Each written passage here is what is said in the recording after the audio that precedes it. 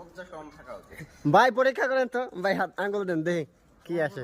এই আকাশ ভাই ধরেন, আপনি আম কি ডেলিভারি দিবেন? ওইটা কনফিউশন আছে। দুইটা অর্ডার, একটা অর্ডার করছে, একটা আবার ক্যান্সেল। তো এটা কেমনে মাল দেব? ওর তো তাহলে রেশিও হচ্ছে 100% জিরো।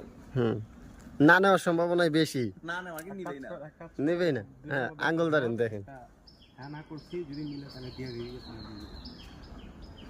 আমার মালা এমনি পার্সেল দেওয়া যায়। আরে ধর তুই দিবি দিয়ে দে। দেওয়ার পক্ষে পড়ছে না? দুইবার। আর দুবার, তিনবার দেন ভাই। এটা দেবো। দিবি না।